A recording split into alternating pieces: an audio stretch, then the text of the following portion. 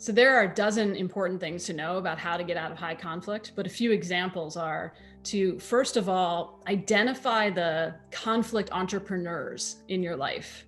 These are the people or TV channels or social media sites that really seem to inflame conflict on purpose, right? These are people, we all know someone like this probably, who really delights in the conflict, right? In each twist and turn. So if you want to shift out of high conflict, anyone who's ever made that shift has intentionally had to distance themselves from the conflict entrepreneurs in their lives. So that's number one. The second thing to keep in mind is to always get really curious about the understory of the conflict.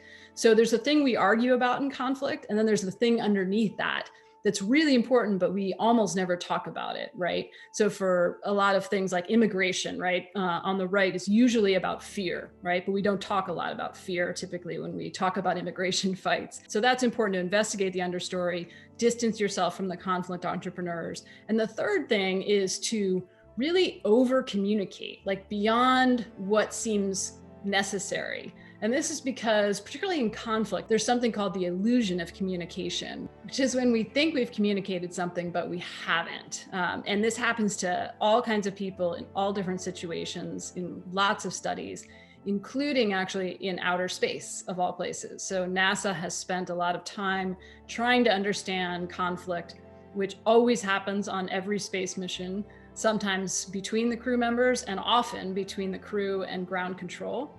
And one thing that they've learned is to really over communicate. So really try to be very transparent about all of your assumptions and even the ones you think the other person should know, because often people don't know. To learn more, check out my book, High Conflict: Why We Get Trapped and How We Get Out.